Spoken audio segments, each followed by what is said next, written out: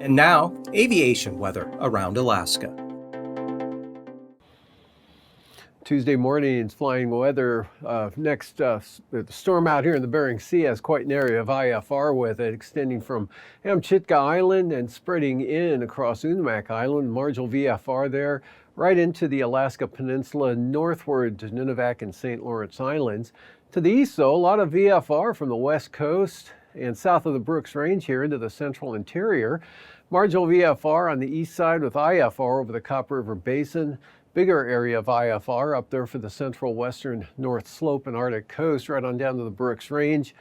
And some VFR showing up here over the southern southeast coast and up to the central coast a little bit there with IFR to the east and to the north. And then for the afternoon, that continues to improve here for the southeast coast. Marginal VFR in the north, VFR for the central and southern areas, a little bit of IFR right along the North Gulf Coast range there, possibly into Valdez, but generally marginal VFR here over the southeast interior and the Brooks Range out to the eastern Beaufort coast, marginal IFR holding for the central and western Arctic coast, and then marginal right through the Bering Strait. And then this frontal system here has a pretty good area of IFR associated with it there across the south central Bering Sea, right in across the Alaska Peninsula, but improving back out to the west. And for Wednesday morning, VFR here spreading eastward to about Adak Island with the IFR here over the southeast Bering Sea and kind of extending down to the Alaska Peninsula there just north of Unalaska. IFR along the western Alaska Range, southwest mountains, and the western Arctic coast with continued marginal conditions in the Brooks Range. Central interior looking really good here from the Yukon Delta, Norton Sound. Southern Seward Peninsula VFR extends all the way into Canada. And then some IFR still along the North Gulf Coast becomes a little more extensive than it was Tuesday afternoon here, extending over to Yakutat and now back into Whittier, possibly Portage, and possibly even Resurrection Bay there. Staying rather good here over the southeast coast with lower conditions over toward the east. And for the afternoon, mostly VFR for the Panhandle with marginal VFR near or just off the coast there. And some IFR holding over western Prince William Sound, otherwise areas of marginal VFR into the Copper River Basin, especially the Talkeetna and Wrangell Mountains, as well as the western Alaska Range. And we've got VFR central interior there right on out to the coast and beyond. And IFR again still up there over the western and central Arctic coast there where a chance of snow continues. And a narrow band now of IFR here right across the Pribilof Islands into Bristol Bay on the north side of the, or at least the Bering Sea side, north side of the Alaska Peninsula. And then mostly becoming VFR for the Aleutians. And for the passes, Anatuvik and Adigan, marginal VFR for Tuesday. And for Lake Clark and Merrill, looks like a VFR day coming up for the western Alaska Range, including Rainy Pass. Windy though, occasionally marginal throughout the day, as is Isabel. And Mentasta, marginal VFR may improve to VFR in the afternoon. And for Tanita, marginal VFR. Portage looking marginal, especially on the eastern entrance, could become IFR in the afternoon on the east side there. And for Chilkoot and White, improving to marginal VFR. Freezing levels here, 2,000 feet right on down to Kodiak Island now, and 4,000 feet eastern North Gulf Coast. So roughly 4,000 to 5,000 feet over the Panhandle.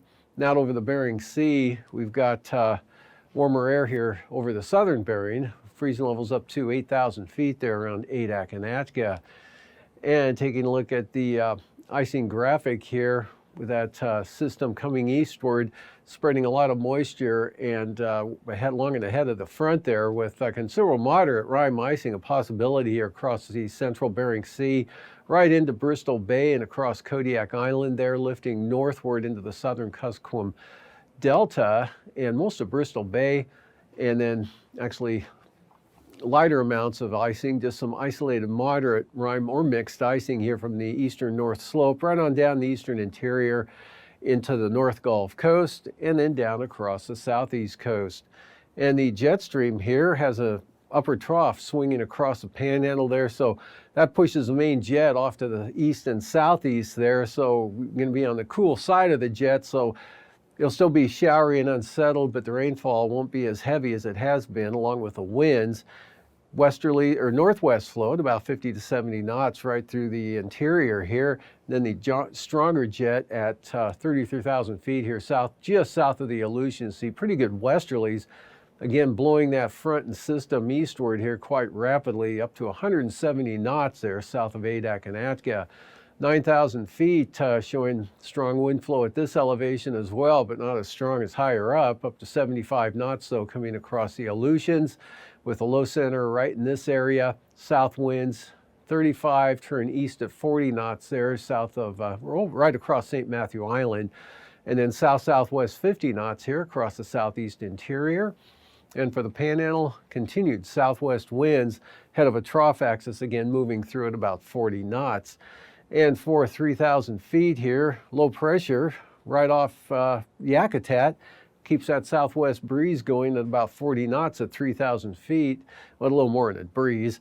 And then southeast 45 to 50 knots here on the east and north side of this low center, just north of the Aleutians, with pretty strong 3,000 foot winds here, 70 knots coming down out of the northwest across the central Aleutians. With those winds, considerable moderate turbulence here for the entire Aleutian chain right into the Alaska Peninsula, and then also here from areas southwest of Kodiak Island, almost up to the Trinity Islands there, and right along the southwest coast to St. Matthew Island, and then also for the southeast coast, areas of isolated moderate turbulence here over mostly the central and north central areas.